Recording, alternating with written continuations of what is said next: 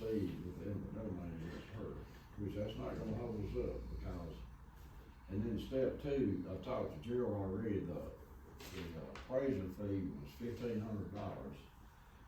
But the way that gets paid, we have to send that to the circuit clerk, because it's a case file, and then he turns around and pays this man. So, and along with that, we have to send the $600, that this appraiser came up with, and in the end, we get half of it back, because of that. So, to get his bridge built, that's what we gotta do. It's just not quite as smooth as I hoped it would be. Right, yeah.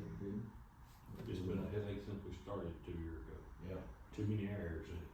yeah, it was 27 Helms acres on one side of the creek. It's been 32 or 33 errors on the thing. Yeah, I guess it was. We finally got every one of them signed. It was two, man, it took forever. And I wonder if they ever signed this, they were selling that land at the same time. I wonder if they ever, I don't know who bought the land. I don't know if they ever got all the paperwork signed on it. And he died 2 weeks ago. Mr. Wright, Ben bought the land. I'll go back there. He had 4,000 acre free. Well, that ain't no problem. I can get Ben to sign it if they do. But no, we good, we got them all signed. We good to go. This is, if y'all do this, you get checked over the call, and I got the papers ready Just for want the you judge. to see it, because it just came through. For the immediate taking. Everybody will approve it? Motion. Here, second. All in favor? Okay. Payment of invoice for jail repairs. Okay, y'all know back, 2 months ago, you approved your repairs for the locks and the intercom and various things.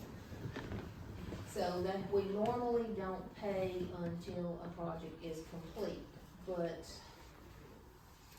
number one, their requirement is that they get 30% at a certain stage and 30% at another stage. But the main problem is with these tariffs that are supposed to be coming into effect, our cost is gonna go up 25% if we don't go ahead and pay what has been billed. And to date, we're billed $101,670.76. They called yesterday, and like Kathy said, with the tariffs, half of the materials or over half come from Canada. And if we don't get them ordered and paid for By Friday. before the tariff kicks in, then add 25% to that. Everybody will do so. Here, a second. All in favor? For years. 101,676 signature. They sold their taking in this, 101,670. lumber in this country cheaper than here. They, the government subsidizes